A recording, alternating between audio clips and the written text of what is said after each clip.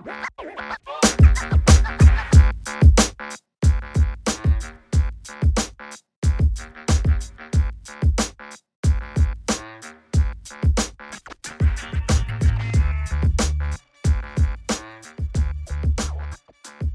and welcome to We Got Issues, the only comic book podcast that dares to believe that Marvel's Sandman was a better hero than he was a villain. Hi, I'm Brian Compton, aka BComp, and joining me as always is the crowbar to my Jason Todd, Josh Markwith. How you doing, buddy? First, again, last episode we had you came out hot with two of these like things, and then now you come in hot with like something that's I don't know where you're coming from with this Marvel Sandman being a better hero than he was a villain. I'm just saying, like, when I started collecting comics, he was a member of the Wild Pack, which was Silver Sable's group, and he was a hero. He was a legit hero, and I even had like the trading card with him as a hero. I'm like, this guy's so cool. He reformed, and I just liked him better as a hero. Wasn't there another Sandman, or just his costume was like completely like 90s weird? It was like looked. It might have been, but the one that it was the green and black shirt that was like striped. Yeah. Of course, we could talk about DC Sandman, which probably most people think I'm talking about, but no, we're talking about Marvel Sandman. Yeah. Oh, which season 2 is DC Sandman comes out in July, which has been forever. Oh, yeah. But there might be reasons.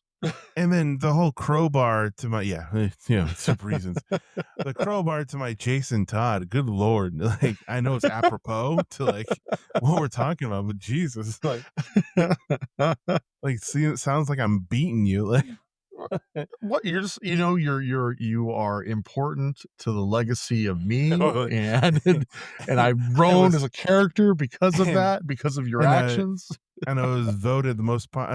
It was voted to happen to you for the fans. Yeah, exactly. Oh goodness. We'll get into the specifics of that shortly. Yeah, we'll get with that, dude. So, I mean, with that, today in this episode, if you haven't seen the title of the episode, today we're tackling Batman Year 3. And last time, for me, that was the first time I learned that there's a Batman Year 3. First, I only thought there was Batman Year 1. I was surprised that there was a Batman Year 2, let alone now a Year 3. Which was like, okay. And shock surprise. Right, exactly. And then how it actually does tie into Batman's continuity more than the other two, which is kind of crazy. Yeah, so, I mean, spoiler, it actually still technically canon as opposed to 1 and 2. Which is nuts to me because of just how the story is structured and everything. But I mean, we're going to talk about that. We're going to break it down, give our opinions on that. We're also going to discuss, because of how this is a Robin heavy storyline, we're going to discuss who our favorite Robin is, and see some debate on that, which it won't really be a debate, but we'll see. No, because it's truth. Yeah, our opinion is truth in this case. Exactly. Brian, you're going to tell us about our sponsor. We have a sponsor. We as still always have a sponsor, which is amazing. I'm going to roll the sponsor thing to see which one it comes up. Yeah. A Rolodex of sponsors. It's not Xbox. Nope. It's not landing on Xbox. Oh, it landed on Duff and Shaw Snacks today. I guess we're doing them today. Okay. That's cool. I've done them in a while. Just a randomized. I mean, we need a better ad sales team. Well, we have all these. I just spin the thing and whatever comes up. Whether it's giant gummy anacondas, Nessie's golden almond eggs, or green apple alien gummies, Duff and Shaw Snacks and Candy are curated from the most mysterious and undiscovered places on planet Earth, uncovering flavors that will give you stories to tell your grandchildren. Go to duffandshaw.com/issues today and check out all they've got and more. That's duffandshaw.com/issues, where the most legendary snacks in the world can finally be yours. Whenever we end it was perfect. Whenever we end it, it always just kind of reminds me of like old school cartoons. I think it was like Captain Planet. It was like you said, the power is yours, so it can finally be yours. Well, but yeah, go ahead. That was great. No, just honestly, just check them out. It's good. It's good snacks. Helps us out. Gives us money, and helps us. And helps out our friends too. Going. Yeah, yes, exactly. Does. Well, as we mentioned, this episode we are finishing out the Years of Trilogy. The Years Trilogy, I guess, is what it is. Yeah. It's a Batman's origin, and they all took place in the 80s. Um, Sadly, or not, depending on your point of view, Batman Year 3 had actually never really been collected in trade, at least in its like purest form. The exception being is there's Cape Crusader Volume 2 that was collected when they were doing like Batman's entire line of comics post-crisis, as well as a Marv Wolfman collection of Batman issues. Yeah, but what's awesome is that that's all going to change in this August. Year 3 gets the deluxe hardcover treatment, and with that, there's a blurb on the back for the upcoming collection. What? Wow, No. we have a pre-exclusive. This is what we Yeah, got issues exactly. exclusive. I guarantee you're probably the only podcast in America like reading the Yeah, blurb on the back for Batman Year 3. that's right. That You is heard probably it here, we are probably the folks. first. So buckle up. We're gonna see us in the Guinness Book of World Records, first ever. That's right. But here's a blurb on that back. So blurb on that back. Following the game-changing success of Batman Year 1 and the influential Batman Year 2. Okay. DC released Batman Year 3 in 1989 from the accomplished creative team of writer Marv Wolfman and artist Pat Broderick. This story details the origin of the first Robin, Dick Grayson, like never before, through a unique framing device that finds the Dark Knight is reeling from the death of Jason Todd, the second Robin. In Batman Year 3, fans learn how the famed Batman and Robin partnership began and return to Dick Grayson's early tragic days as part of the family circus troupe, the Flying Graysons. Plus, Batman Year 3 includes the pivotal first appearance of Tim Drake, who would soon become DC's third Robin. I'm going to say, just me, I think they're being a little liberal with the words pivotal first appearance of Tim Drake here.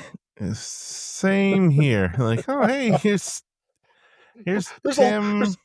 It's like there's a little baby in the background. That's right. It wasn't a baby, but it's a little first grader. Like, oh, that's right. Timmy. Avert your eyes.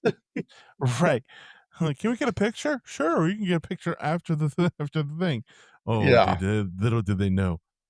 Yeah, I mean, yes, technically this is the first appearance of Tim Drake, but I mean, realistically, it's like his first appearances in the follow-up storyline, A Lonely Place of Dying. But we'll get into all that in just a moment. It's like kind of arguing, like, technically the first appearance of Cable, Scott Summers and Madeline Pryor's son is like in Uncanny 201, whatever it was, like when they have a baby together. It's like, yeah, but his first appearance is New Mutants 87. Come on, let's be real. Or even Wolverine in the Hulk, like it's the issue before the that's right. issue of the Wolverine. It's a cameo, yeah. It's a cameo in that one. Yeah. And tell me if we're gonna get into this later. Sure. And if I just misread, but did they know this was going to be the first like appearance of Tim Drake? Like this character was going to be? Oh, okay. Yes. Oh, very much so. Yeah. Well, when we get into when we break down the context, I'll get into all of this because it's a little insane to say the least. It's actually interesting to me. Real quick, all of the stuff around this, I think, is actually more intriguing than the actual story itself, to be honest. But that's one of those ones. Yeah. So, but this one was originally published in 1989, like we said in the blurb, in the issues of Batman 436 through 439. The story was written by longtime Teen Titans writer Marv Wolfman and drawn by Pat Broderick. Yeah, when I was reading through this, I was trying to find a way to describe it. Like the best way I can think of it is like if Batman Year 2 is sort of like the redheaded stepchild, then Batman Year 3 is like the distant cousin from Canada. It's the one you just kind of knew you had. Yeah, it's kind of like it's not bad or offensive or anything, it just sort of exists. But as always, Josh, I got to ask the question, how did you read this? I mean, we kind of know the answer, but I'd love to ask it anyway. Was it recently, a long time ago, in trades, singles? And then, like, what were your general thoughts about it? It was very recent, as in, oh, hey, we're going to do Year 3. Oh, okay, there is a Year 3. There's a Year 3? Yeah, all right. So let's check it out. But I just did it on Comixology because it's on Unlimited. So if anybody wants to read it after this podcast, so you can. It's on Comixology Unlimited, so it's part of the ones you can borrow. Yeah. The single issue, so you just have to look for Batman 436 and 437 and 8 and 9. Yeah. So press pause right now, go read it, and then come back is what you're saying. Right. We'll wait. Oh, wait. Yeah. We We'll will wait. wait. We're waiting right now. Just go do it right now. Have you finished? Okay, great. Okay. Welcome back. So I mean, I knew the story of the semi origin of Tim Drake, but I didn't know it was this, and I didn't know like this was considered year 3. Like I knew of A Lonely Place of Dying. That, you know, I knew of that, but I didn't know like this was the official introduction of Tim Drake. So it was a surprise to me. So it wasn't. I was embarking on this new journey with like everybody else who wasn't a huge comic nerd. What was your kind of general impression from it, if you don't mind me? I think we can get into that, but Yeah, it's like it's part of the general thoughts. I don't understand why it was called year 3. In a sense, if it's all flashbacks, and those flashbacks were kind of semi part of it, it was more like it started. It's like maybe a normal that issue. It first was like a episode. normal issue of Batman, right? And even that like it was more of those flashbacks in that first issue, but then after that, it was kind of like Alfred's flashbacks, and it was more of a current story. Yeah, that it was it was a current story that was just tied in with those flashbacks that kind of generally everybody already knew the story. We got more of a general origin, more of Tony Zuko than anything else. Change, which some of his tie-ins were a little interesting, but I don't know why it was called year 3. It could have been called anything else. It could have been Shadows of the Past, or that's a good. I would have read that one. That sounds good. Thank you. I just came up with the top right now. So I'm sign me up, DC. There you go. What about you, Brian? I mean, I'm guessing you had it in singles when you bought it when off the rack. Right when it came out, when it hit the newsstands. No, similar. If you remember my story about how I got a lot of the Batman Year 1 issues, this is kind of like one of those things where I had picked up again piecemeal at my local comic shop when I was growing up. It was it was the year 3 of it all. I was like, that sounds cool. Like the third year of Batman's like he's professional, but he's still a little rough around the edges. Like, it just sounded cool. On top of that, it had these great George Perez covers, and even I at that time was like, that guy's legit, and so I ended up picking up a couple of them, again, not knowing really what was going on. And I'm not trying to talk s about the artist or anything like that, but you go from George Perez to Pat Broderick, and Pat Broderick's a fine artist, but George Perez is the GOAT. You're like, oh, that's not inside here. Right, yeah. I mean, and Broderick, he was really trying to do Perez. There's kind of like Perez light to me. Yeah, that's fine. Yeah. So. We'll discuss that in just a second. I will say, and this is gonna, I like to get nerdy on this. I will say that I think Batman Year 3 is basically Star Trek 3: The Search for Spock. But for all of you Trekkers and Trekkies out there, and I know there's at least one if Ross is still listening to the podcast, you're gonna have to wait till the end of the podcast to see what I'm talking about. But think this is dozens of us. There's dozens of people listening to the podcast. I don't know if there's that too. Or the Venn diagram of Venn those dozen fans also being Trekkies or Trekkers. Maybe there's some other people who, my parents are huge Trekkies. I mean, they love. No, I'm not serious. I was like, oh damn, that's awesome. Good Lord, no. Screw you, pal. No, you got really excited. I'm really excited. It's really, oh my god, what? Really? Give me their email. I got some stuff to send them. I know as well. What's their phone number? That's the most excited I've seen you for a while. Goodness gracious. I almost feel bad for that bait and switch. Well, you know what? At least Ross, if you're listening to this, Ross, you and I got to get coffee again sometime soon, and he will appreciate all this. At least we got one person. That's good. There we go. Hopefully, fingers crossed. That's again assuming they're still listening to it. Like I said, there's dozens of fans, dozens of us. Yeah, I know. Yeah. Hey, I'll take every one of you. Thank you for listening continuously. And please.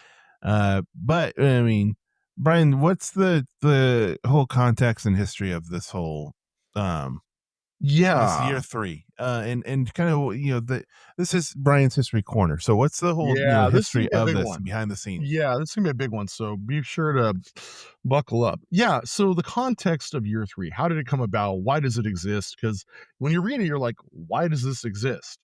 You gotta roll the clock back to about 1988, 1989. It's basically we're coming up on the 50th year anniversary of Batman. The Michael Keaton Batman is about to hit theaters soon. Batman is about to get real big, but not just that, Batman comics are getting real dark. Josh, you know all about like the Killing Joke, right? Which is Which is one of a like it's one of like the quintessential like Batman stories, and then Mhm. also one of the darkest ones and one of the Yeah, it's where craziest ones. Batgirl gets her back blown out by the Joker and becomes a paraplegic.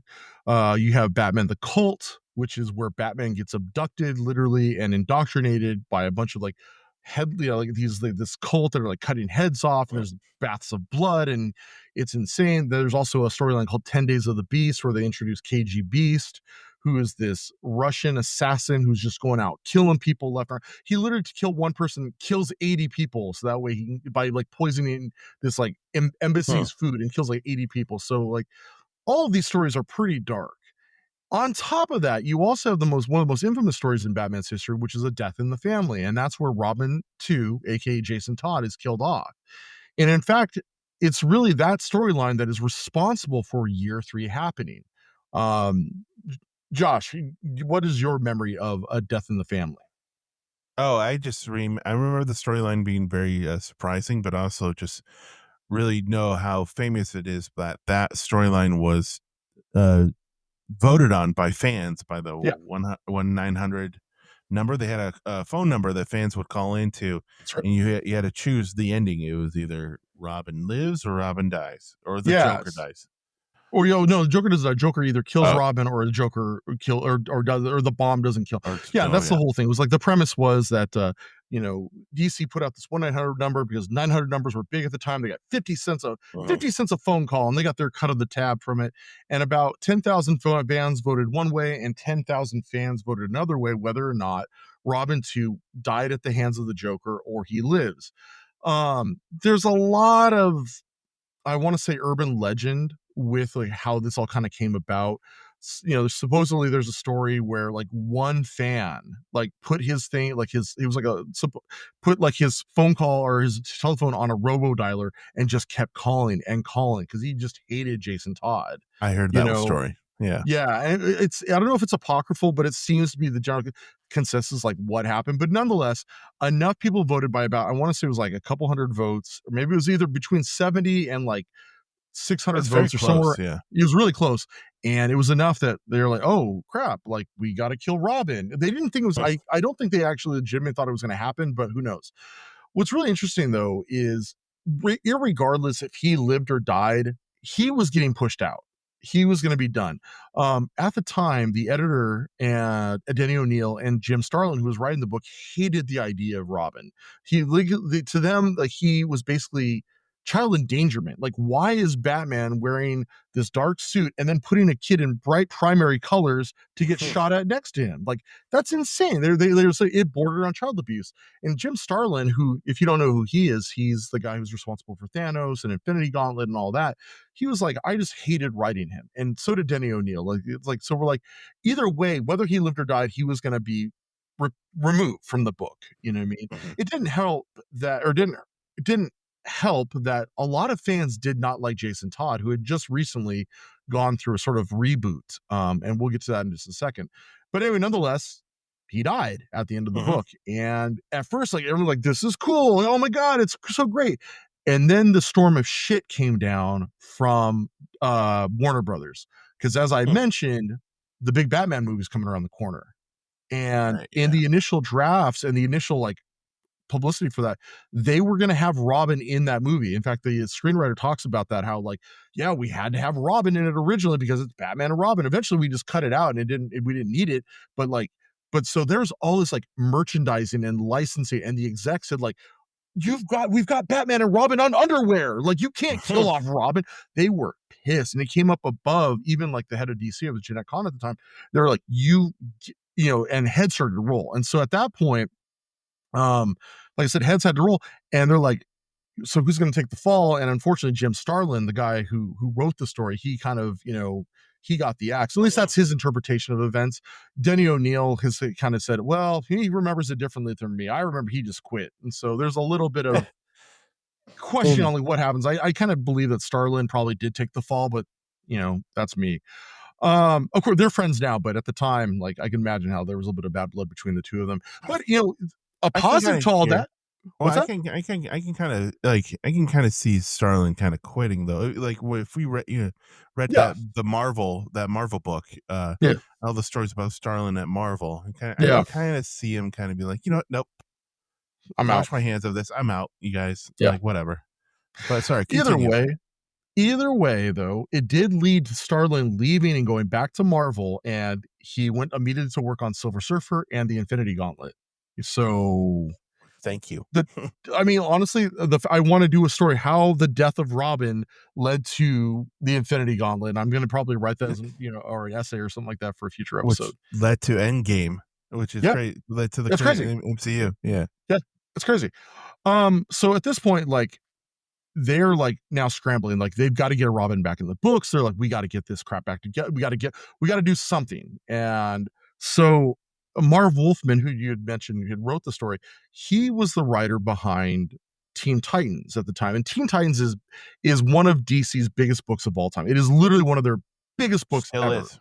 It still is. But I mean, at that time, it's what got DC like reset, because they were floundering at the time in the 70s, and Teen Titans and it's late 70s, early 80s, they were flying, and the Teen Titans brought them back up and made them like not a household name, but at least a comic shop name again. And so he was asked, like, how would you reintroduce a new Robin? And he's like, okay. And he came up with the idea of Tim Drake. Which is all ironic. I really want to say this is where it's like the sort of the Ouroboros thing. Marv Wolfman is responsible for Jason Todd to begin with anyway, because in Teen Titans, like again, the best-selling book, he was writing Dick Grayson as the Robin of the team, but he's like, I'm tired of fighting with him with Batman editorial, and Batman editorial was like, we want to make Robin younger and bring him back. He's like, yeah, it's too bad. I want him to become Nightwing and be his own man and grow up and go to college and all that. And finally, he's just like, just tell you what, I'll keep Dick and you keep Robin, like make a new Robin. And they're like, perfect, great, sounds good. There you go. So they go off and create Jason Todd. And the initial version of Jason Todd is almost a photocopy of Dick Grayson. He was an acrobat as well. Much so, yeah. Yeah, he was an acrobat. His parents get killed, and Bruce Wayne adopts him, and he's literally just like a 1-to-1, like of Dick Grayson. It wasn't until post-crisis when they like reset all the continuity that they decided to go and make, oh no, he was actually not a thug, but he was actually a thief, and he steals the Batmobile tires and that whole criminal element, which really divided fandom. Like either you were like, oh, that's cool, it's an original take, it's completely new, or you're like, I hate this, and he was brash and wouldn't listen to Bruce, and like they really changed his personality. Again, it rubbed a lot of fans the wrong way. So anyway, so the whole idea though is in this book they're going to slow roll a new Robin in, and they want to make sure that they're doing it right. They're not doing the whole child abuse thing, child endangerment, all that. Another thing that's really interesting in terms of context for this book is that the book takes place, like you said earlier, Josh, that it takes place in the sort of current timeline of Batman with flashbacks in it. So at this point, Nightwing and Bruce are not having a good. Dick and Bruce do not like each other at all. In fact, there's an issue of Teen Titans, I think it's New Titans number 55, where Dick finds out about Jason's death and goes to Batman, and Bruce is like, dude, I heard what happened, and tries to console him about it, and Bruce is like grieving it, and it doesn't go well. It basically, Bruce accuses Dick of like Jason's death. He's like, you left, and because you left, this boy died. Like, you should not have left me as Robin. And Dick's like, what the hell's your problem, dude? Like, you let him put on the costume too early. He wasn't ready. I was an acrobat. He is just some kid, and you let him get killed. And of course, Bruce just clocks him and says, get the hell out of my house. Leave the keys on the porch. You're done. I don't ever want to see you again. Like, he just straight up decks him and leaves Dick on the ground crying, just like, what the hell? What's going on here? And so that's why this is really important, that this is basically them meeting up again after those incidents that happened. So it's kind of important to know what's kind of going on there. And yeah, that's kind of like the context of everything that led up to this book and why this book is important, at least. Awesome. Yeah, There's and more then to it than just that, but what? Go ahead. yeah, no, and then everything like that came the basis for a lot of the current Batman storylines too, stemming from Under the Red Hood, and then Jason's death had been a constant story point for Batman Yes. until his return. Like it was a constant like thing that Yep. would come up a lot, or something The people guilt. would use against Yep. Bruce. Like, how could you let like this kid die, or you were the one that let him die? Or it's something he would bring up himself a lot too. So Well, it's a huge moment in Batman's history. absolutely.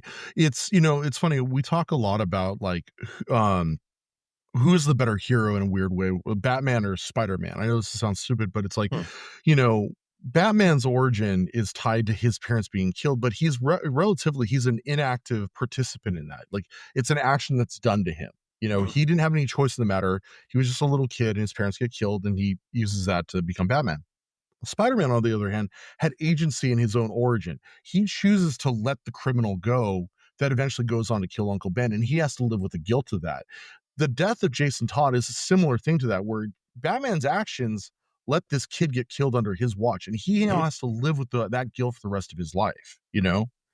That's just interesting little, I don't Yeah, know, and tangent. until it's retconned and he comes back. So like, Well, and it's funny because I did see a bunch of people like, I was reading some comments. They're like, well, it's not really Batman's fault. He told Jason to stay and Jason didn't listen to him. And Jason was too precious. It's Jason's fault he died. And I'm like, yeah, but, you put a kid in a big red and yellow costume and go tell him to, fight crime against the Joker. Like, who's really, yeah, what I mean? you Like, put him he's an against the underage. Joker. Yeah, he's also an underage kid. That's like, it's like, does he have the agency to actually like say no? You know what I mean? So, anyway, Right. I digress. Moving on to the actual creative team of this storyline, we have to talk about Marv Wolfman. You want Marv to drop it? is like, yeah, Yeah, you I'll got kind this of one? talk about him, Yeah, yeah, because please. I've met You I Marv. was gonna say, you've actually met him.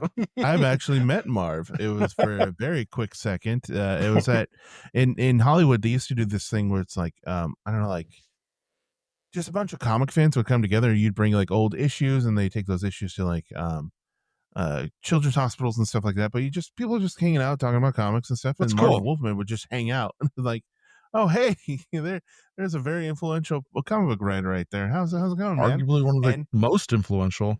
this is one of the actual very rare cases where I did not make a fool out of myself in front of You didn't call him somebody. I didn't Mark or call something Mark. like that? Mark I Wade? didn't. Yeah, I didn't call him. Yeah, It's Mark I, Wade. No, it's Marv yeah, Mark. Wolfman. Well, he's like, you son of a. Uh, well, he was very pleasant and very nice, and he was just there, just chatting with people. And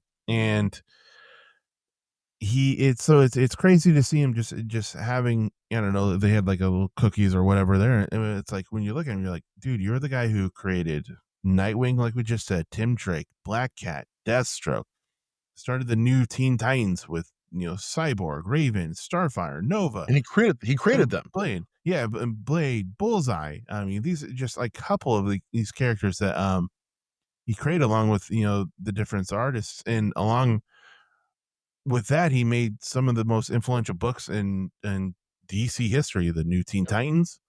He's also one of the he is the writer behind the universe fixing, like he fixed his own stuff kind of in a way. Crisis on Infinite Earths, and again, that's one of those convoluted stories, but it's crazy how many threads he put together into the story. And same thing with Teen Titans and the New Teen Titans. I think I remember reading somewhere where New Teen Titans was kind of DC's uh, response to the overly popular X-Men at the time Mhm. as well, like because they needed something to battle those sales, and that's what they kind of did, and it went gangbusters. No, it like I said earlier, it arguably turned DC's fortunes around. I mean, it became huge to the point where, like, when they started doing their team up books, like, guess who teamed up with the X-Men? It originally was supposed to be the Legion of Superheroes, and like, no, no, no, Right. the Teen Titans need to team up with the X-Men because they're Yeah. bigger. Yeah, exactly. We gotta put a 1 for 1, not a one for 5. One or a half. Yeah. But so he's I mean, you can't say enough how influential he has been, not only in just the history of DC Comics, but like current comics Yeah. history and storylines and stuff. That's why Nightwing is still Yeah. one of the best books out there. So Titans is one of my favorite books still going. A lot of his stuff still kind of permeates through the current comics. That's why one of the big DC kind of um not wars, but just a standard in time is pre-crisis, post-crisis, Yeah. and so that's what Absolutely. Crisis on Infinite Earths is, just kind of like one of those big tent poles in time. Yes, absolutely. Absolutely. And it's funny, it's not just DC, like you said, though. He created Blade. He created or co-created Right. Blade. He co-created Nova. He co-created Bullseye. He co-created Black Cat. It's like, yeah, is he the greatest per se? No, but he is one of the greats. He is one of the He greats. is. He's definitely up Absolutely. there. He And gets I a mean, gold like you just jacket. said, what's that? He gets a gold jacket. Yeah, oh, absolutely, he does. And like you said, Crisis on Infinite Earths, there's a reason we say post-crisis, pre-crisis. You know what I mean? It's Mhm. it's it's because him and Perez, man, those are the guys. Um, yeah, I it's not hyperbole to say that he's probably one of the most important writers in American superhero comics. Um, For sure. Now, why um, don't you take over the tackle artiste? the artist. Artiste. Yeah, so yeah, Pat Broderick. He's an American artist who's been working in the comic field since like the mid '70s up to the mid '90s. He did some work in advertising, teaching, and animation, and then he's kind of had a few more pop-ins into like the world of comics. But besides Tim Drake, his biggest creation would be Doom 2099. If you don't remember that, that was when Doctor Doom shows up in the year 2099, and it's fine, it's fun. I think I want to say they're doing something with it now, but who knows? Is Marvel Rivals. It's a big storyline in the whole Oh, is it? Marvel Okay. Rivals video That's why I've been game. seeing it, because I've been seeing it kind of pop up a little bit here and there. Yeah. He's also done runs on books like Alpha Flight, Fury of Firestorm, Green Lantern, Micronauts. So he's been around the block. He's one of those artists that's like almost his art style is kind of like a traditional superhero style book. I wouldn't say it's like bad or mean or bad. It's very like, okay, it gets the job done. His art is kind of like known for accentuating like big eyes and expressive and detailed faces and bodies. Like I said, he's no Todd McFarlane, but he's a guy who gets the job done. I wouldn't buy a book based on his name alone, but I also wouldn't turn it down either. You know what I mean? Yeah. With artists, I like to see are they big Batman ear or small Batman ear? So Oh, yeah. he's a big Batman ear I like guy. big Batman ears too. Yeah. Yeah. I'm a big Batman ear guy. Around the 80s, yeah, Yeah. Jim Lee, he's a small Batman ear guy. And then Yeah, he is.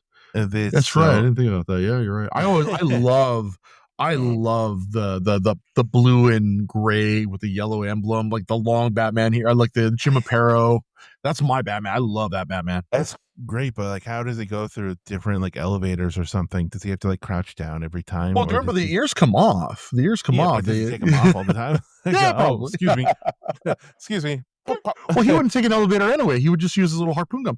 You just go up the building that way. Yeah, but it just when you're going down to like Jim Gordon's office, like the Oh, he would just jump GCPD, off. Remember he jumps off. yeah, Fine. and then it's he impales a You're not bird gonna or get me something on with this one, thing. man. He impales like a bird or hits something with his That's free. So he's got dinner yeah. for the night. Great. He got dinner for a night. A Gotham Hey, pigeon. yeah, that's just called what is it? That's what is a pigeon with a squaw or something like that? Squab, yeah. It's a Gotham squab.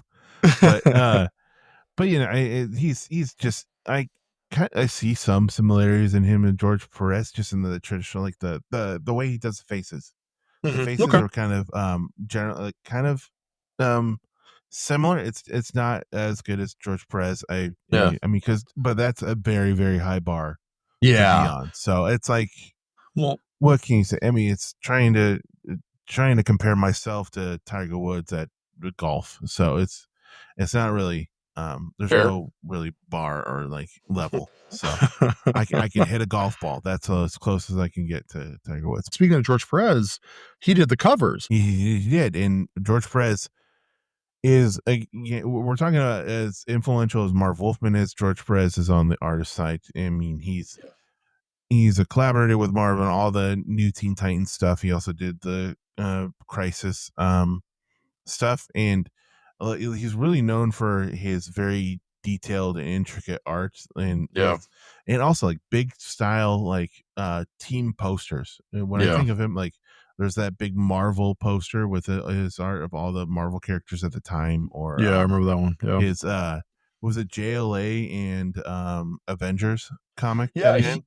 yeah, so yeah, even real quick, I mean, normally, like I said, we wouldn't talk about like the cover artist, but George Yeah, that's Perez, George he's the Perez. GOAT as well, and like you kind of have to give him his due. Yeah, like when they were originally working on that JLA versus Avengers book back in the 80s, it was like George Perez has to do it. There's only one person who can do it. Then the whole thing fell apart because of reasons. That's another story.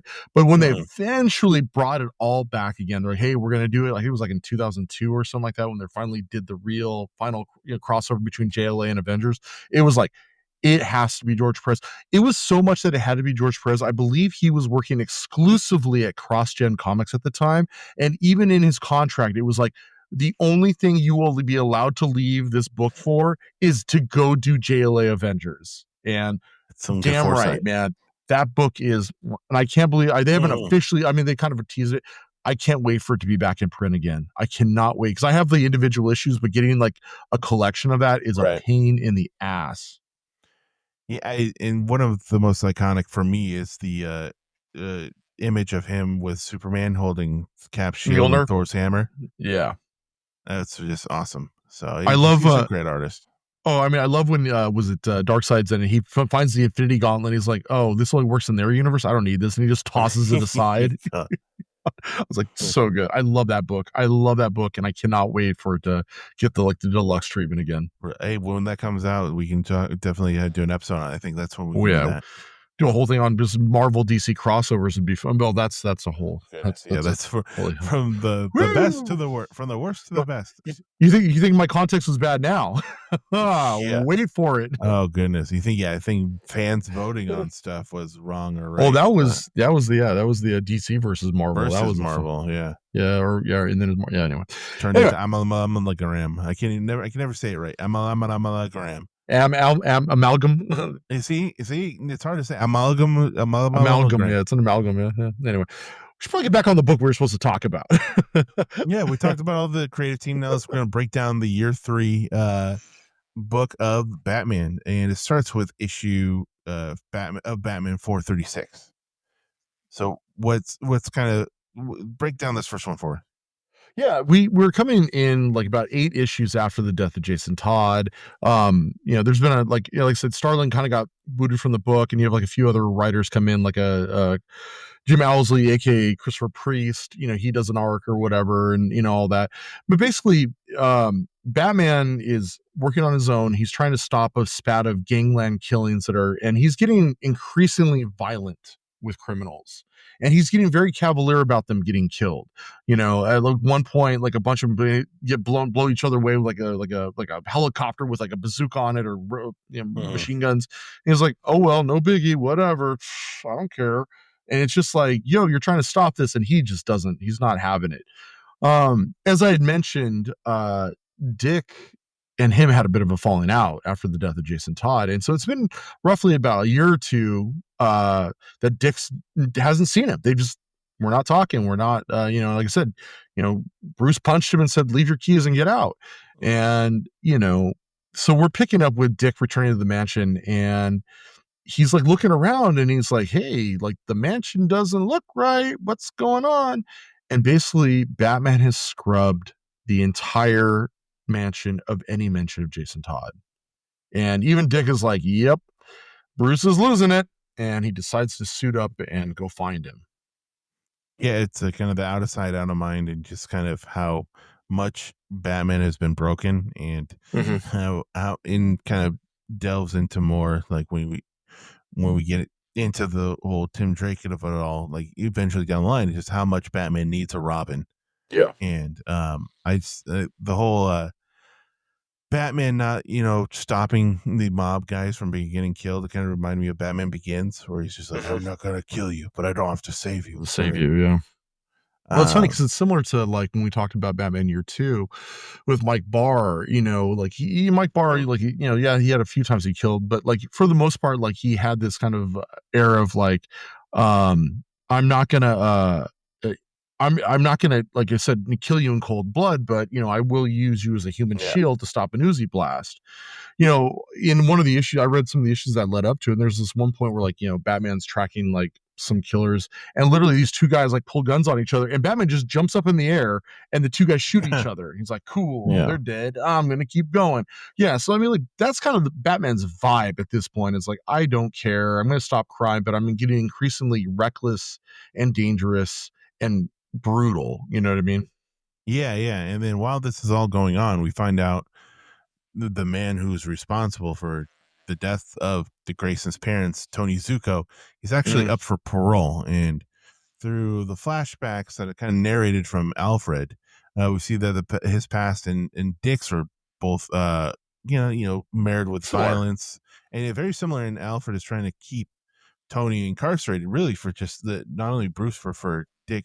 It's that fatherly, love that he has for Dick Grayson that he's trying to keep him into in jail. So he's doing his best, and he's been doing that for 10 years. Yeah, he's every years he goes and he tells the parole board, like, this man is not a good man. He has not paid his debt to society. He has not done anything right. Like you need to keep him in prison. And then also this is the not penultimate, but the ultimate issue where we do find a certain little boy that has come to see the circus with his parents, the Tim Drake. This is we get it right off the bat. The intro to Tim Drake right off the bat, and it was he's literally what's up?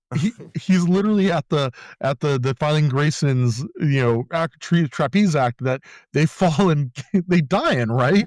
Right, yeah, that's like apparently everybody in Gotham was there that night, so it's pretty crazy how it's kind of weaved in, and just how how close Haley's circus is to the origin of all Robins, apparently.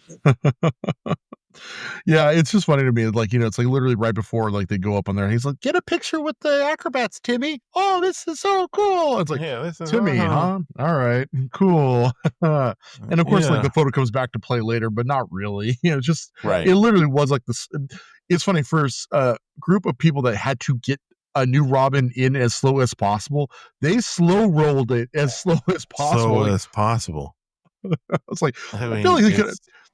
Like here's from the embryo. That's almost that's only it's slower. It can only have been that slower. Like here you go. Like it's, and then but with this issue too, we kind of get the origin of Tony Zuko and how his history kind of not crosses path, but it's similar to Dick's in a sense that they both end up in the same orphanage. But then that's where the crossroads is. Like he didn't have the Bruce or Alfred to help him out, where Dick did. So it kind of weird, crazy how similar both their histories have been in a sense, in a way.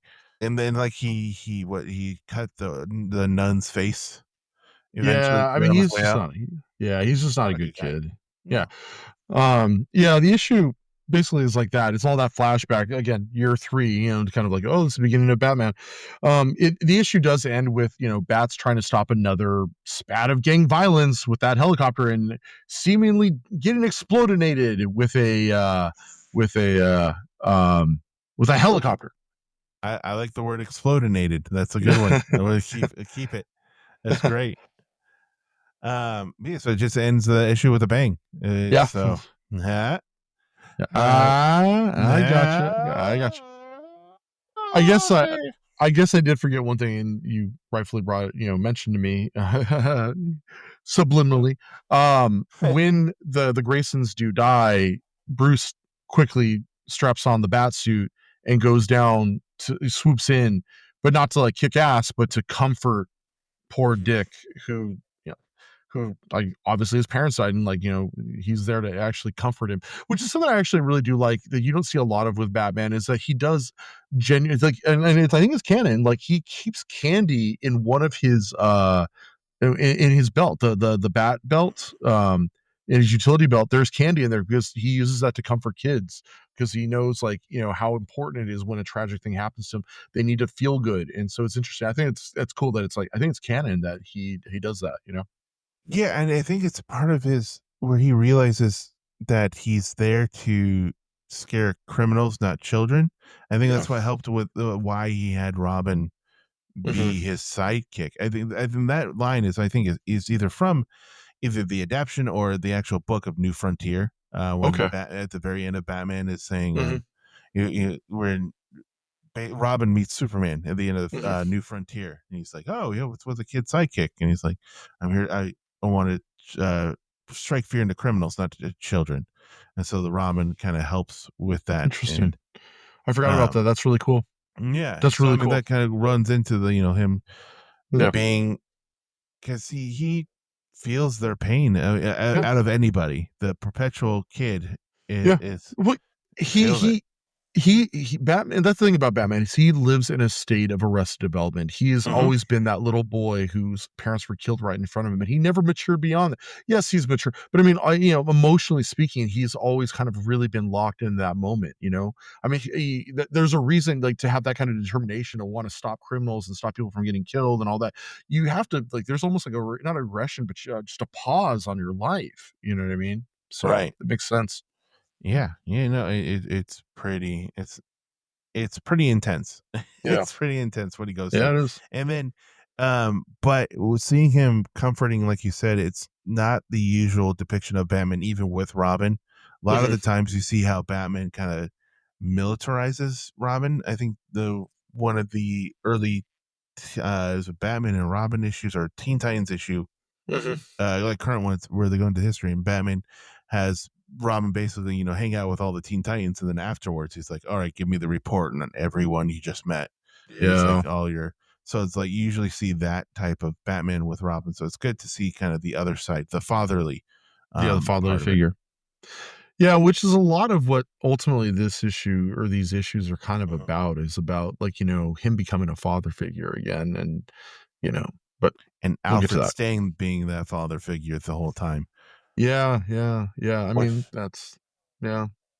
which is really honed in on the current Nightwing, or not the Yeah, current but one, but the that long run of well, Nightwing book by that was Tom Taylor's yeah run?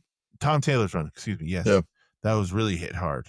Yeah, it was. It very well because Alfred was Rightfully dead, or so. he's still dead, I believe. But, Yeah, I'm sure that'll get retconned and he'll come back, but I'm glad that, at least for it's kind of like the Jason Todd of it all. It's like, I'm glad that they're giving anyway. I digress. Let's get back on topic. let's go. Let's go. So we'll move on to Batman 437, which is the second issue, and we pick up directly after the helicopter taking off. But did Batman survive? Mm, And at the same time, Nightwing heads to a local dive where he finds that Batman beat the ever loving hell out of someone to the point where they couldn't speak.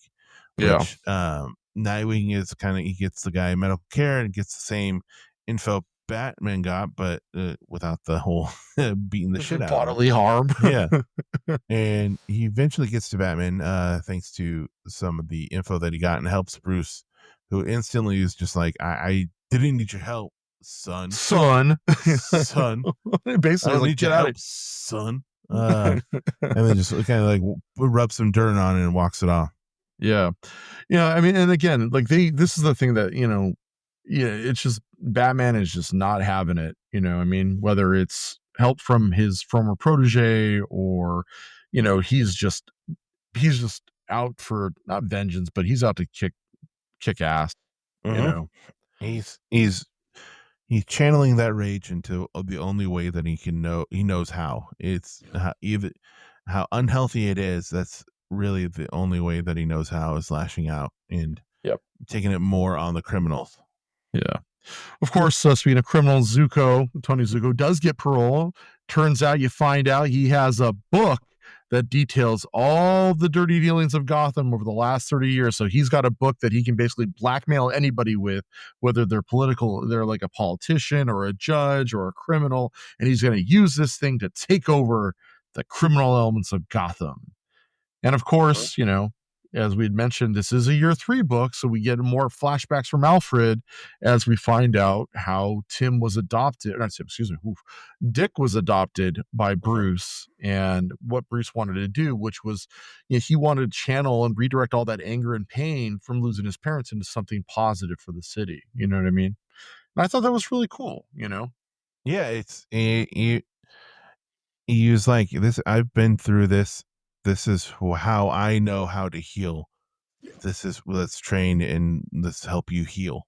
Yeah, and whether or not that's the right thing to do. True. Well, to be fair, Batman is crazy. He is crazy. Yeah. He is a crazy person. Like he again, I mean, I love Batman, but he is a guy who puts on a bat suit and spent like 10, 15 years of his life training to go into the night to beat up criminals. That is not the work of a healthy person, mentally speaking. No, he classifies his life currently as the mission. Yes. Everything he is for the mission, whether it's teaming up with the JLA, that's for the mission, whether it's doing all these night patrols, it's for the mission. That's not a healthy person. No. It's funny because I love, like, in the Teen Titans book, like Donna, like I think it's Donna, it's either Donna or Starfire, I forget, but they argue with Nightwing all the time, like, he's crazy, right? You realize that. I think it's Starfire, because even like Nightwing is like driving around, it's like, I know Corey says he's crazy, but it's like, so it's definitely in this book. That's right. Yeah. But we get the flashback, and he, like, Batman reveals himself, or Bruce Wayne reveals that he's Batman. He's like, you wanna go fight crime, son? He's like, yeah, I do. Yeah, I do. Because that's cool right now. That's like the coolest thing right now, man. And if we haven't hit it over the head enough, we get again we need to frighten, criminals instead of beating them into submission flashback. It's like, that's how we're going to get these criminals to fear us, is not by beating them up, but by fearing us. And, beating them up doesn't help the situation, so really hitting that on the head, which is again, like, it's funny because it's the thing of like, this is what I told you to do, but now I'm in the modern and I'm just beating everybody up and hurting everybody, and I don't like anybody, and they're just kind of like really hammering that home in case you missed it, Yeah, and it just shows just how far he's changed from Jason's death. Yes, and that's the whole thing. Is Jason's death has pushed him over. That's what this whole thing. That's this whole year 3 is. Like we said, that's what, and that's really that's what it is. Yeah, that's it. It's just Jason's death puts him over the edge, and Nightwing and all of them are trying to pull him back from the edge of it. The issue ends with, of course, Nightwing angrily riding into the night to find Bruce, and Batman's going to make a deal with the mob family before a full gang war breaks out. And meanwhile, all this is going on. Alfred's, lamenting the fact that Zuko's about to get out of jail, and he's so scared what both it's going to do to Dick when he finds out that the person who killed his parents is free, and also, like, what is Batman going to do when he finds out what this dude is out of jail? And I literally. This is one of those outrageous things where I love, like, Alfred just walks into his room and there's just a gun laying on his bed. I'm like, and I was like, wait a minute, was that set up anywhere else in the book? I'm like, nope, there's just a random gun on Alfred's bed that he picks up and, like, it was the gun that killed Bruce's parents that he got. That's from the, he got, he that's pulled what I'm out the saying. foundation. He pulled out of the foundation from the. He has, like, all this construction equipment right next to him, and he's like, hard hat on it. Yeah, he's like, I got it. There's no other gun. There's no other gun in the Batman world. It's just the gun that killed the parents. But also, what's with everybody? Like, what's with all these, like, other years? Everybody having a gun. Like, Batman had a gun in year 2. Alfred had in year 3. If they do a year 4, is the Dick's gonna get the gun? Or probably. Well, I mean, in this case, it's Jason the Bat-Hound, or Ace the Bat-Hound. Yeah, Ace the Bat-Hound. No, I just love that he's just like, the only thing I can do is, like, I've got to kill this guy before he gets out, because if not, I don't know what Dick or it's like. Which also, Alfred has been shown not to be shy of using guns. Like, he's a British naval, like, he's SAS. He was special. Yeah.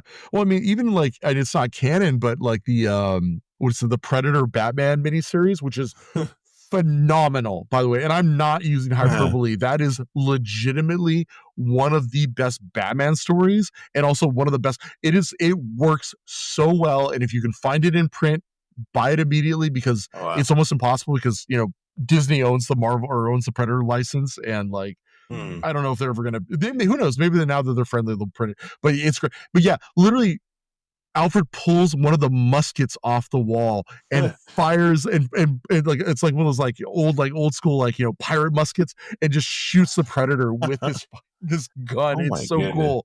It's legitimately, I really mean it. It's great. These Alien and Predator crossovers go way harder than they should on these different ones, like the Marvel Alien one, the Predator dude, the Spider-Man book, it's insane. The Stormwatch Alien one that we there was that one. Holy hell, they went for it in that one. But yeah, that Spider-Man Predator one that's currently out right now, I was like, am I reading it? It was really, it's one, they've got the character Spider-Man right, but also like, it's like, oh my god, this is horrifying. It's like, is Barry Chain gonna die? Oh man, I don't think I can. I'm waiting for that to be all in one thing. So it's good. It's legitimately good. It's like, anyway, those go harder than they should, and that's what's great about it. But also, speaking of going harder than it should, issue 3, Batman 438. You like that segue? I like it. Now, of course, at the beginning, Alfred, he just can't go with it, and he drops the hopefully unloaded gun to the ground, and instead he decides to try to bribe Zuko into leaving the city before Dick or Bruce find out, and that doesn't go well. Which my favorite part about this is, the sign of the time when he says, Bruce, he is a millionaire. He is one of the richest millionaires. Where now it's known as with the B. Got to get that B. The B in there, yeah. Well, I swear, I don't even remember what the amount was in my mind. I don't remember what it was. It was like 20,000 or something. He goes, I will give you anything. Anything, that's right. He says he'll give you anything. It's like, yeah, Red, I'm about to be the kingpin of Gotham. I know. It reminded me of so we're watching Mission Impossible and just getting ready for the movie coming out. And that first one, they're talking about, I will pay you $100,000 for this secret that we're doing. This whole thing. The knock list. The knock list. And we're doing this whole operation for $125,000. And I was like, oh my gosh, that was so much money back, I guess, in 96. Yeah. Where now that's completely different. Yes. Inflation's a hell of a thing. Inflation's a hell of a drug. Oh, that's great. Yeah. So I was gonna say, I'm about to go on a tangent about Mission Impossible. Let's get let's not do that. Let's keep it. So with that, the Nightwing arrives at a crime scene where he starts putting his skills that he learned from Batman to use, the brains over brawn, and we even get more flashbacks. And this one is just kind of like in his head flashback, like within the panel flashback. Yeah, I was fine with. It's like half him in the present, then in his mind in the second, behind him in the panel. I just see like a crossfade, or it's just like a little transparent thing in the corner to my head. And now I think we're kind of starting to see a theme right here. Yeah, I think there's a theme here. So Batman is out of control. Yeah, he's out of control and going against everything he taught Dick, and then we get a flashback of when he actually taught him the things to do. He was doing to do it correctly. What's what? I know. Whoa! What is the story? Story tool. Yeah, as I say, comics were very subtle back in the day. No.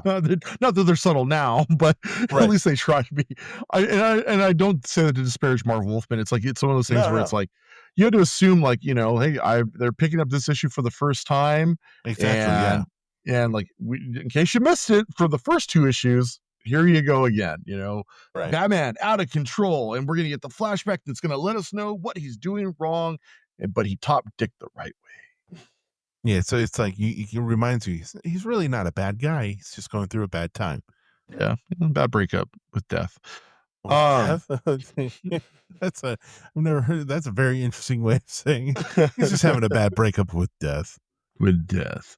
Yeah. So anyway, after a little bit of back and forth with the mob, aka some face slaps, some serving trays, Batman literally grabbing a gun from one of them and pointing it at the dude before he drops it, which he doesn't even flinch when he does it. Like, he's like, oh man, maybe I went too far. He's just like, we're gonna stop this, right? Cool. And then I'm gonna drop the gun. Yeah. Yeah, it was just an interesting kind of back and forth on that one. It's fine. It seems like in the 80s, they were really obsessed, like you said, with like everyone just having a gun. I'm telling you, man, Punisher was hot Batman at the time. Specifically, yeah. Yeah. Also, just Batman specifically. Yep.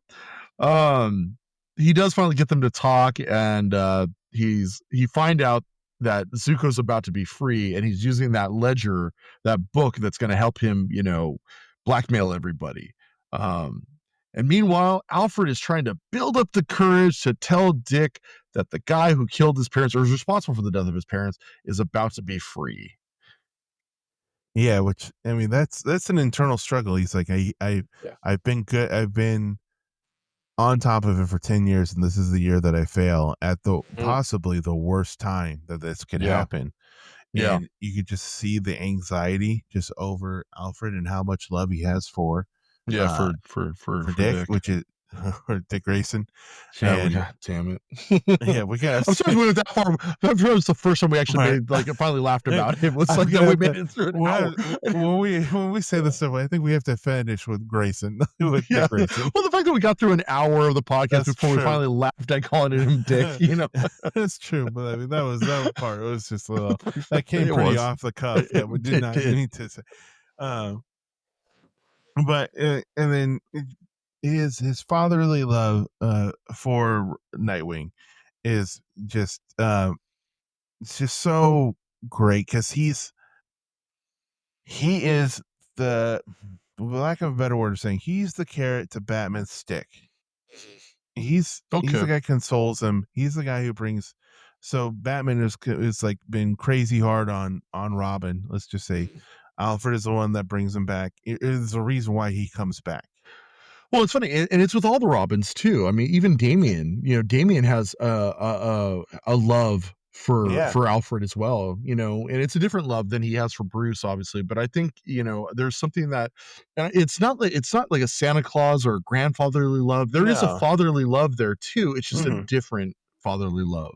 It's like he knows what these. Yeah, it's like he knows what these boys are going through, and he offers something that Bruce can't sometimes. That's all. Yeah, I mean, because he's raised a boy who's gone through it. Like he had to raise Bruce. Yeah, Bruce through it. Yeah, through it, and then that's a good point. It's that constant. Oh my gosh, it's happened again. He just feels so bad for it. For each time it happens. It's for me. This fucking cares. We're off topic. For me, it's Alfred is one of those characters like Gordon, where he is such a great character, and it's one of the reasons, like, I think Batman works is because his side characters are also just so excellent as well. There's a reason you can have a book about the Bat family and not have Batman in it, or there's a reason you can do so many other Bat stories and they're just as good as the Bat books, and a lot of it has to do with his supporting cast. And there's not really, to my mind, there's not really another book that can do that or carry that. Even Spider-Man, like, he's got a great supporting cast, but I don't want to read a book about J. Jonah Jameson, or MJ, or Paul, or Jackpot, or MJ, who's now Venom, and now everything else. But like, you look at Bats, and it's like Nightwing can carry his own book, Robin carry his own book, almost half the DC current run. Run is Batgirl can Batman. Not only Batgirl. Not this is gonna sound crappy, but Batgirl carried a book where she was in a wheelchair the whole time and was one of the most compelling characters on that team. Right. So it really does point out, like, just how well developed and fleshed out and human all these characters are, despite the fact that they're all, strapping on black leather and going into the night and fighting criminals.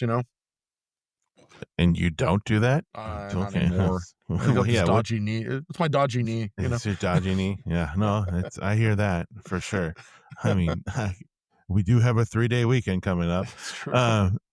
But so with it, going back to the issue though, at the very end, Nightwing races to the prison where he beats up with Bruce, and of course, they're gonna stuff his ass right back into prison. Yeah. But and just as Zuko walks out, he's cut down by a hail of bullets by the same people who've been cutting down all the other mob people. And Batman's just like, so do you got? So you want to get a coffee? Like, Yeah, he's kind of like, he's just like, well, that sucks. I'll have a Coke then. All right, and then Yeah. and then Nightwing is just like losing it on Bruce. He's like, you knew this was going to happen. It's gonna happen. You didn't do anything. Like, you let it happen. You called the police, but way too late. And then you knew what was, just like he mentions the KGBs.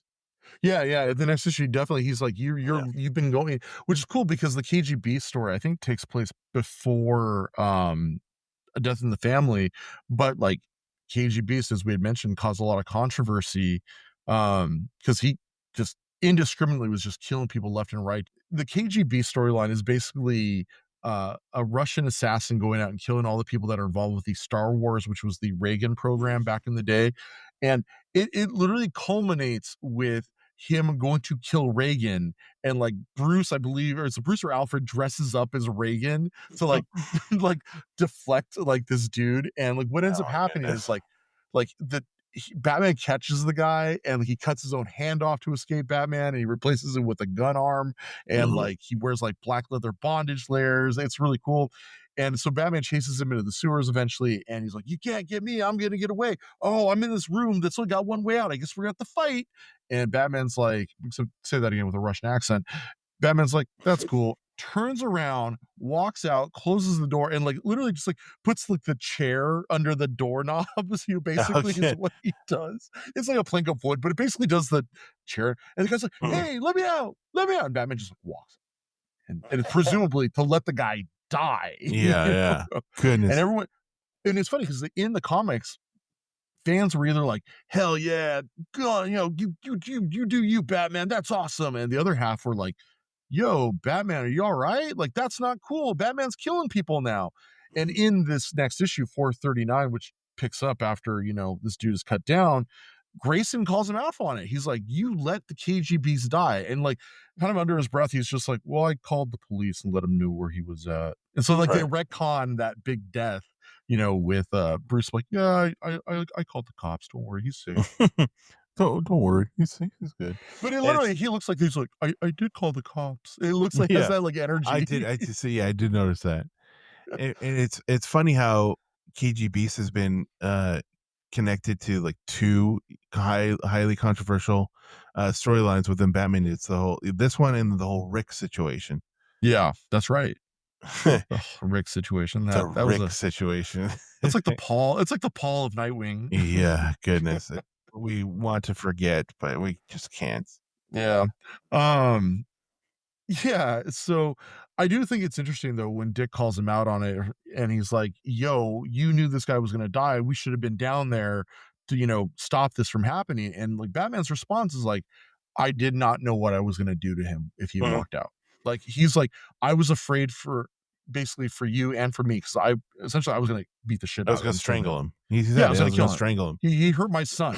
He hurt my son, and I was going to kill him. And I like that. I like that kind of. I like that when Batman becomes paternal like that. And I, as a father myself, I get that. I was like, I've told my wife, I'm like, God help the motherfucker who hurts my son. Like, God help them. No problem about going to jail protecting my kid. You know what I mean? No problem. No, you won't need to, because he's taking Taekwondo and he's going to kick his own butt. So that's true. But you know what I mean? Like, I get it. And I know what you're saying. That moment does like resonate with me. I'm like, I get it. Yeah, totally. But and then with that, as Bats and Robin take off, it's revealed to the public that Zuko's book is out there. It's probably going to kick off a wave of violence, and Nightwing offers to help, but Bats, he ain't having it. He's like, no, I'm done with partners. Like, you're your own thing. You named yourself after a Superman hero. I don't even want to have anything to do with you. And because naming yourself after a red-crested bird is so much better. Yeah. I mean, it's at least something that Batman chose. Like, that's true. Not some Kryptonian hero, a mythology. Yeah, mythology. Under the god of Rao. Yeah. Oh goodness. But then from there, it becomes a big race to find the book between Batman, Nightwing, and the rest of the mob before all this violence breaks up. Maybe a war games break out, or War games. or war drums are probably playing before. Um, It's funny, real quick. I actually was like, I was reading, like, I was going through some reviews. Everyone's like, in the war games, someone's like, if you want a really good Batman story, read War Games. And I was like, man, we should do War Games, except we just literally did 3 books of Batman in a row. I think I need I a know. break from Batman. I don't. I'll do war games. I'll do war drums. I know you would. That's the only. I don't know if anybody has known, but I kind of mentioned that once or twice when we just This is number discussing 5 Batman. of the Yeah, this is year 3 of me discussing war drums, war games, and then all that other stuff that comes by because it has to do with another controversial Robin. So, That's right. yeah. So they're trying to get it before all the violence spreads on the streets, and ultimately Nightwing is able to follow the clues and track it down to the orphanage where him and Zuko were kind of not raised, but this is where they both or had a crossroads in their history. Nightwing gets ambushed by Zuko's lawyer, who is looking to use the book to take over the mob, and Batman races to save him, reliving Jason's death in his mind. And in fact, like, he's saying Jason's name for the first time in months, like first acknowledging Jason. Yeah, because he's, like I said, he's removed all Right. mention of him from the house, all pictures. It's been like scrubbed clean. So this is him finally admitting that Jason was real. Yeah, and going back with like Zuko's lawyer, I think he's only his lawyer because his name is in that book for Same as in the bribing a book. That's judge. exactly, Yeah. exactly. Um, go ahead. So, unsurprisingly, Nightwing is able to fight him off and Yes, fight a off middle-aged Zuko's lawyer. middle-aged lawyer. Yeah. In this, Oh, I'm on I the don't edge of know. my seat. It's not really fighting Blockbuster, or Deathstroke there. And he fights him off, of course, and then he destroys the book, and then he kind of the lawyer Yeah, kind of he has this. he doesn't He has like this, throw it off the edge or something like that, or and he has his Indiana Jones Last Crusade moment where he's going for the oh yeah, the yeah, book and feels himself trying to grab it. yeah. And then the issue ends with Batman admitting to Dick that he has turned into both quite the detective and the man. While Dick visits the graves of his parents, something he hasn't done in a very long time. Close it off right there. Closing it off, and that's all those issues. So I mean, that's kind of our breakdown. Now, like we said before, this continuity is pretty ingrained into Batman's history still. Yeah, Unlike year 1 and year 2. yeah. Um, I forgot to put it in here, but I wanted to kind of I forgot to put it, but what were your general thoughts of the overall? Like, what did you think of the book at the end? Or I what? Yeah, I liked it. It was, it's funny if you really think about it, it was really more of a Nightwing story than it was a Batman story. yeah.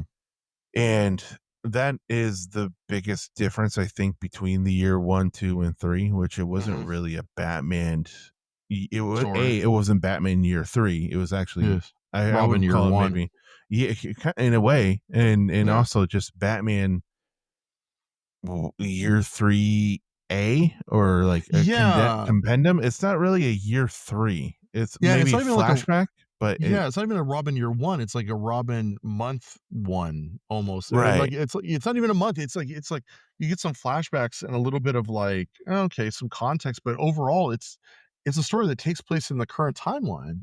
Yeah, I don't know. I think well, they probably just did it for marketing purposes, but Yes, just the year exactly what it was. 3 thing. I mean, it's not like it's like Crisis or anything like that. It's just Yeah, I didn't think it was needed. yeah, And I mean, but it was still it was a okay Batman story. yeah. And it's interesting too how in these year 1, 2, and 3, I was thinking like Batman doesn't fight supervillains. No. The Reaper, whatever. That guy was like whatever, but it's mainly him fighting the mob in all 3 of these years. Yeah.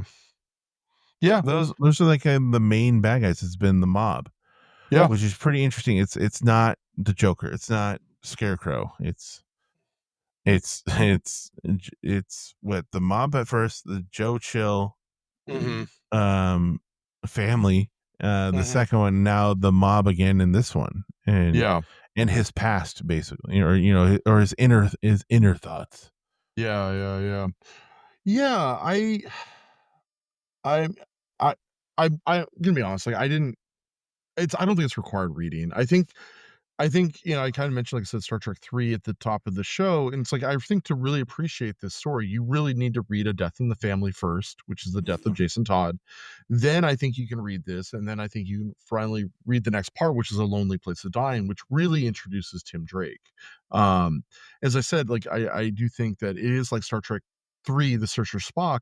And while it's not the worst of the Trek films, it's like that one that you just kind of have to watch to really appreciate Wrath of Khan, Into the Voyage Home, which are two of the best Star Trek movies, which, that and Undiscovered Country.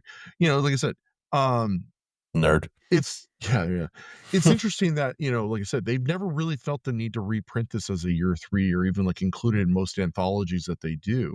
In fact, when they usually do the deluxe hardcover of A Death in the Family, they pair it with A Lonely Place of Dying and completely just skip this storyline and just do that because Mhm. you really kind of don't need it. Yeah, it's like, yeah, it introduces Tim Drake, but it's literally in a flashback sequence, and it's a little Timmy, and that's it. Mhm.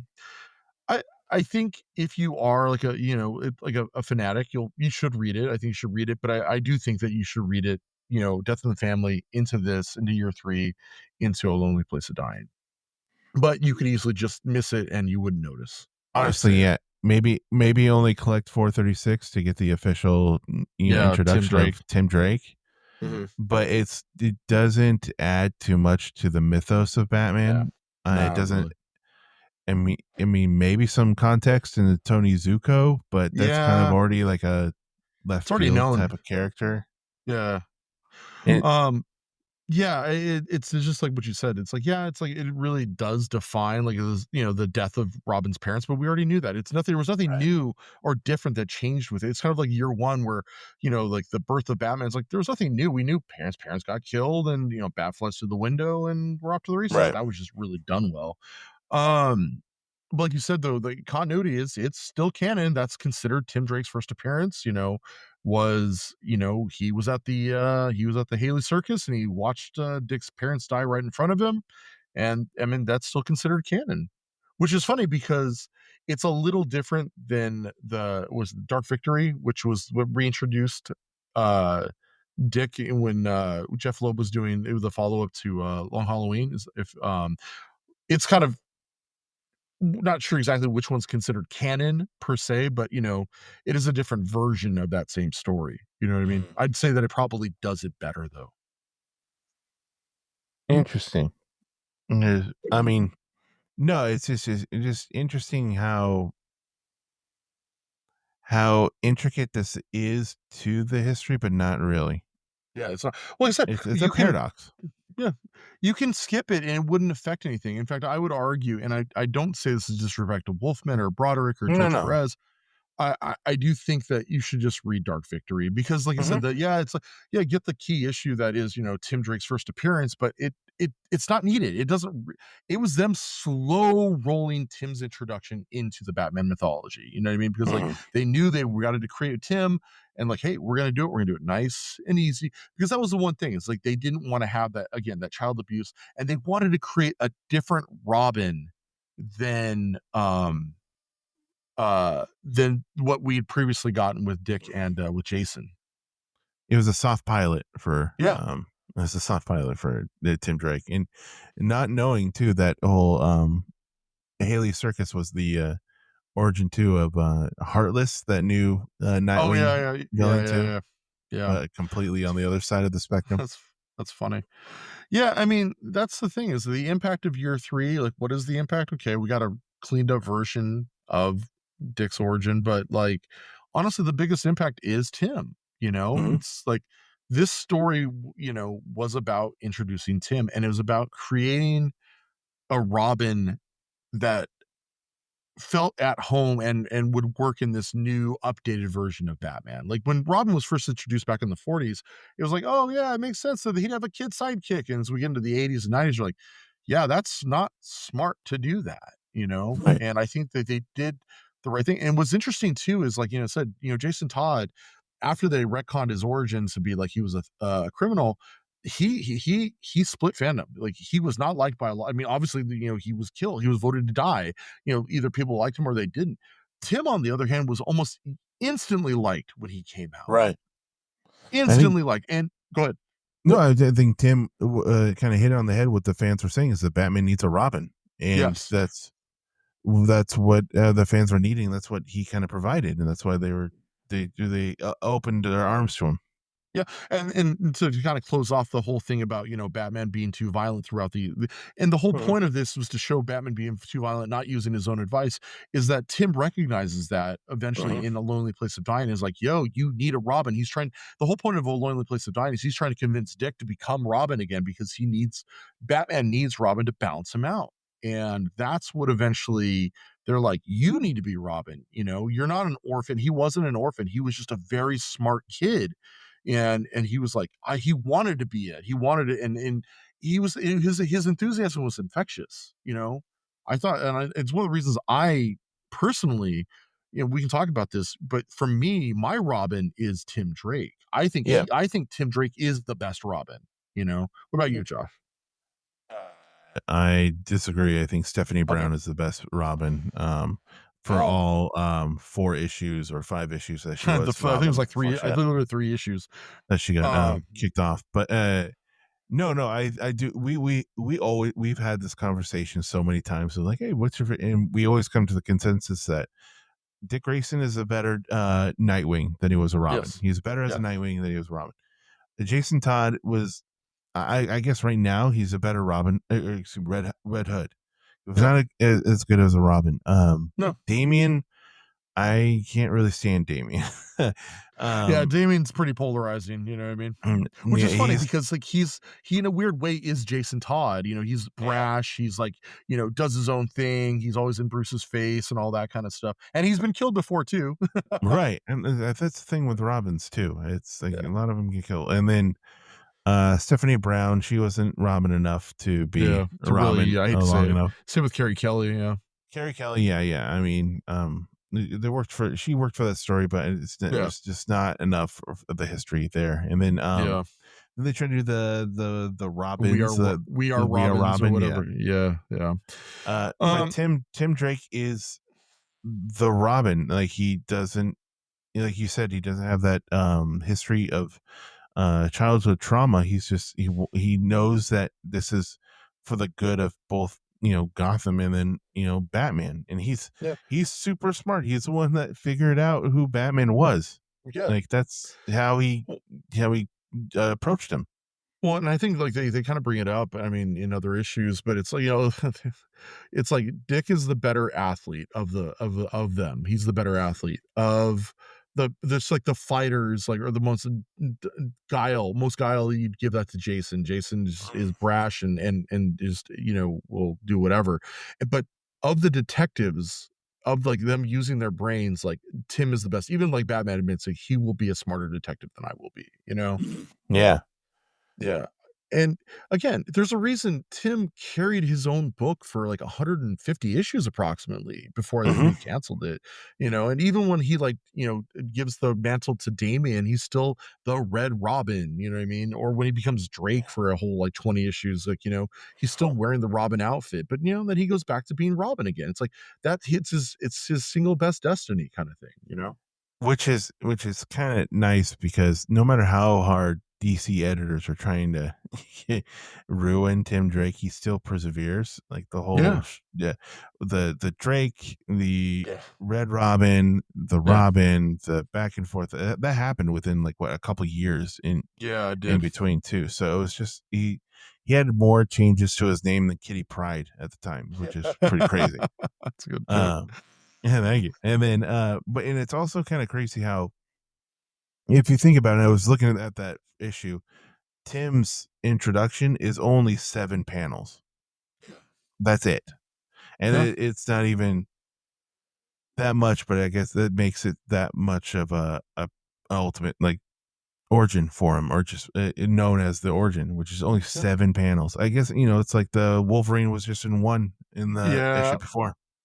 Yeah, like I said, for me, I mean, yes, that's technically his first appearance, but I think you should Yeah, go A Lonely Place of Dying, where he like you see him like literally, he's like, oh, I know, I'm waiting for Dick to come out of the Teen Titans building. I'm gonna go talk to like he really was like investigating everything, and it works. Again, there's something that was just infectious about Tim, and like I said, Dick may have been the first, but I think Tim was the best, Tim is the or Tim best. is the Yeah, best. Yeah, yeah, yeah. exactly. It's same here. And then I just hope there's more good stories with him. I would love to go back to him in the Batman Robin history, do some books like that. Yeah, I mean, honestly, like, they're thankfully recollecting a lot of the early Chuck Dixon stuff that, and it's like in big giant compendiums, like 50 issues. And it's like, I was going through and reading, I was like, these are just fun. They're just Yeah. fun. You know what I mean? Y- Um, You know what was happening around that same time that the Chuck Dixon Robin was happening? oh, is that Uh, Azrael? oh no, War Drums was going. Oh, Azrael too. Yeah, yeah.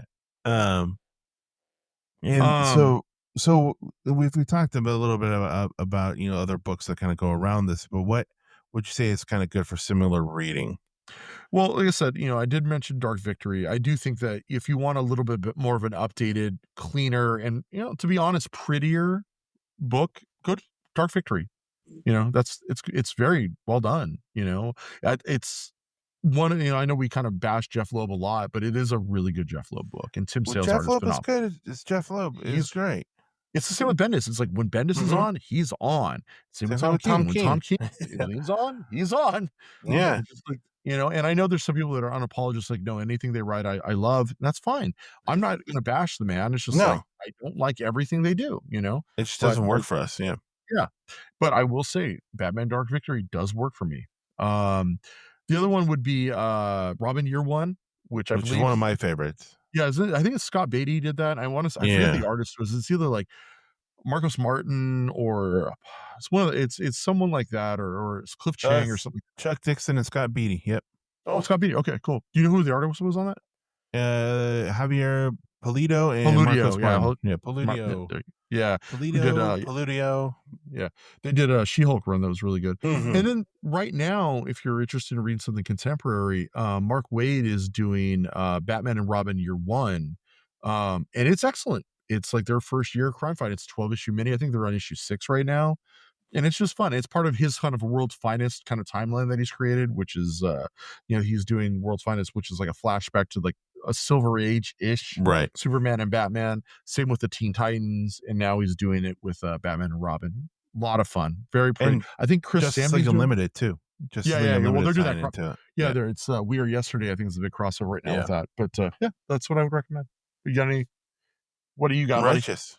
No, that's the same recommendation, similar reading.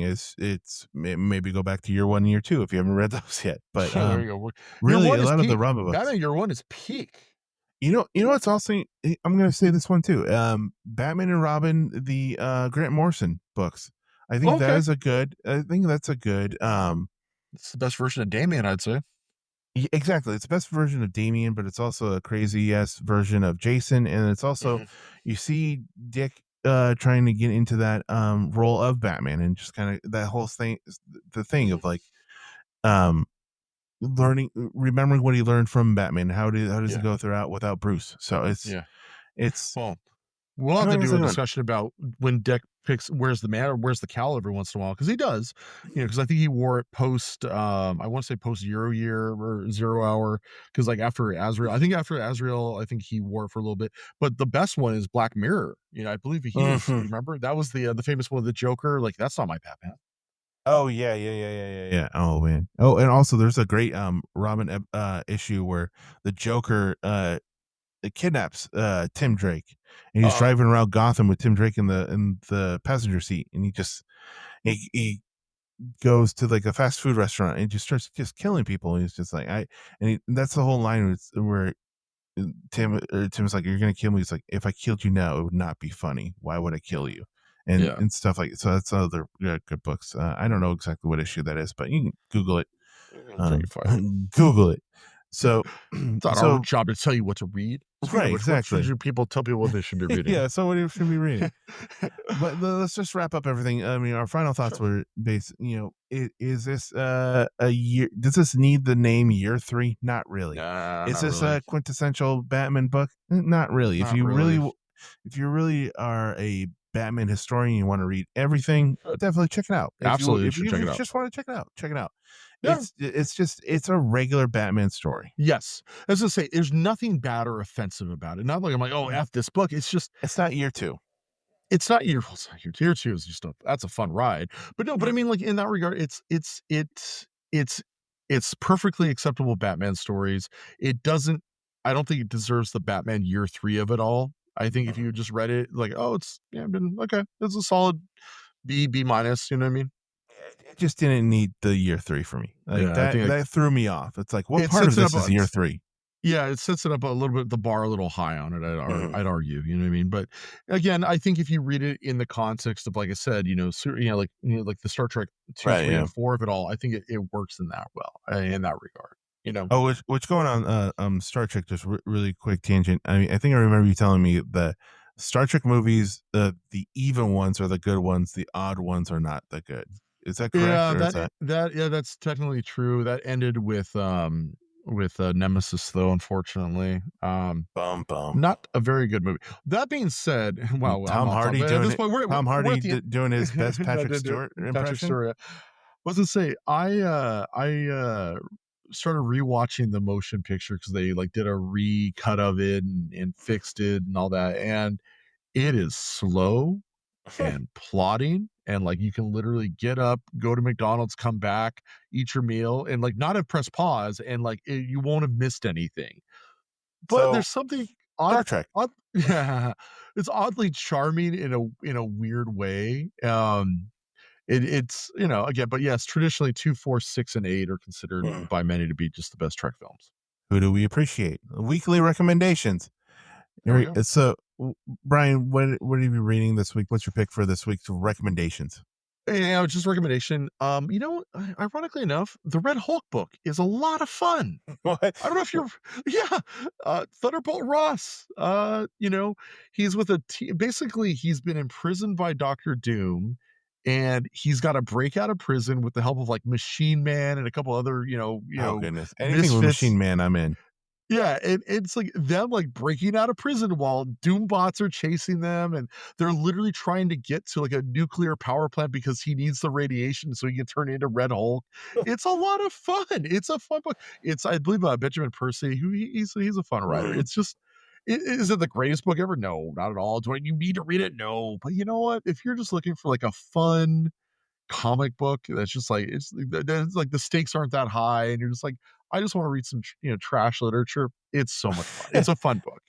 When you're describing it, just the soundtrack in my head in the background was just a yeah, a little. Well, the reason I say this is because we've been pimping out Ultimate Universe and Absolute Universe and the Energon Universe, and those are all very good. It's like I can't keep talking about this. So I was like, well, what are books out there that I'm like actually like, this is just a fun book. It's what comics are about. Not everything has to be highbrow or literature. It's like sometimes it can just be, that was a fun half hour. It's like, what I mean? Yeah. Or whatever, not half hour, but you know what I mean? Like it was a fun like diversion. Okay, let's get back to life now. Yeah, let's just get back to it. And speaking of that, though, too, mine is a little bit out of left field as well, because I want to recommend something that isn't a book. I actually finally came around to watching it here. I know, right? This is kind of crazy. I kind of just finished watching Your Friendly Neighborhood Spider-Man on Disney Plus. Oh, yeah. It's actually a really fun show. I thought the animation was good. The storylines were good. It's a great Peter Parker early days type of show with a lot of other characters that you don't normally see with Peter Parker, like Nico Minoru, or however you say your name. That's from Runaways, right? From Runaways, yeah. Nico Minoru or something, and then Tombstone and other. They kind of mold the MCU origin to kind of like its own origin. Isn't it supposed to be the Tommy Holland before he became originally it was supposed to be that. It was originally going to be called Spider-Man Freshman Year, But then they decided that they didn't want to be bogged down by the already MCU kind of established continuity. They didn't Okay. want to be like kind of pigeonholed with a lot of that I stuff. see. There's Okay, some okay. it's funny because they almost do the Civil War scene Uh-huh. with Spider-Man introduction, like almost Yeah. scene for beat for Scene for beat, scene. where Yeah. he kind of walks through the apartment building. You even have the Alt J soundtrack on Left Hand Free Oh, going, and wow. it's Norman Osborn instead of Tony Stark, and Norman Osborn Mm. becomes kind of that Tony Stark uh, character in a way, and it's just a fun it's a fun show. There's a lot of stuff that they're trying to do, like they're trying to bridge a lot of the stuff they did for um Spider-Verse, Okay. like a lot of the music kind of choices, and a lot of the Okay. different animation style it's not similar, but it seems like this character could show up into that next Spider-Verse movie Yeah, that's yeah, and supposed to be come just out. really fit right in, no problem. Man, we could have another just episode of just like a non-comic episode about that movie, because I remember Yeah. you and I watched that first one. It was Oh, yeah. a month or second month after Stan Lee died. It was so Yeah. like there was some dust in that theater that night. Oh, yeah, there was a I Uh, think it was that the one where I walked in, there was that guy. I felt bad. There was a guy just on a Spider-Man trying to, like, trivia me or something. I just looked, I was like, "I know more than you," and I walked away. I think probably I would. I felt like such an asshole, but I was just like, because he was, like, annoying, I was just like, "I know more than you," and I just kept walking. I think it's one of those ones that we saw, the Andy or something from Oh. Mantown. Andy, the Oh, guy yeah, who, my friend yeah, Andy, your yeah. buddy. So that was just in it. But yeah, Your Friendly Neighborhood Spider-Man. It's on Disney Plus the whole season. It's well voiced and the animation's good. It's good. Cool. It's just a fun little show you can just binge right now. Yeah, if you're looking Nice. for something to watch. That's excellent. Yeah. So that's really the end of a show. The end of We Got Issues. It's our 11th. This is 11th/12th episode. Yeah, this is because I consider the first episode like a 0 episode, Zero. and I So consider that just we've like get to know us kinda thing. we've got But we're ourselves getting a dozen. yeah, we got a nice even dozen. I guess it's time to start reaching out to some guests, have some guests on, huh? And we've already been on one other podcast twice, which you should definitely Twice. check out. Yeah. The Waffle Press or the Serving Up Comics. We discussed Thunderbolts with Gene a That's couple of weeks actually ago. yeah, that's right. Yeah, we did. Yeah, And so definitely check that out, because it was fun. It was a fun it was a fun conversation. episode. Gene's Yeah, it was great, fun. and it's a good episode. We took over at per usual, and Sorry about that. well, no, I'm not sorry. That's what you put the quarter in, you get the full song from the jukebox. That's true. Um, It ain't so make sure, unusual to be no, sorry. yeah, oh man, make sure to check that out, but also make sure to subscribe and hit us up on Yes. Instagram, on Blue Sky. It's the BComp on Yeah. Blue Sky, right? On And Blue then Sky, yep. we got Issues Cast on Instagram, and we got Issues on Blue Sky. And look, we want you to please comment on this, give us some 5-star ratings. Yep. Also, send us some stuff you want to chat about, any like storylines or anything. I've had some people asking me about some stuff that we can kind of just topics in general, just kind of like a little bit more about comic collecting, and we've Yeah. touched on it a little bit, so like something that we could discuss more of, just kind of that whole process, or just even just how Okay. that works Yeah. into comic collecting, the CGC, Sure. or just stuff like that would be You interesting. know my thoughts on Shout out. CGC. I know, but I know, I you know. also you also have a certain person, I think, that you could talk to, that has been a comic collector. There's no comic collector. He was on that other Fresh Ink show. Kaz. I'm Cassim, alluding to yeah. Kaz. Yeah, Kaz. Oh, yeah, I can just say just Cassim. I could ask him. Yeah, yeah. Yeah, we can Yeah, ask he him, was he definitely does CGC stuff. right. Yeah, if you like you said, give us 5 stars. If you didn't like it, give us 5 stars. If you thought it was mediocre, give us 5 stars. All the usual. Recommend to your friends if you liked us. Recommend to your friends if Yeah. you didn't like us. If you If you didn't like want us, this, then who the hell are you? Like, yeah, there's that if you too. don't like this, You who know, the hell do you think you are? well, as I say, and to that end, if there is a book you want us to cover, please let us know. 'Cause more than likely, we're going to cover it. In fact, Yeah. what are we covering next episode?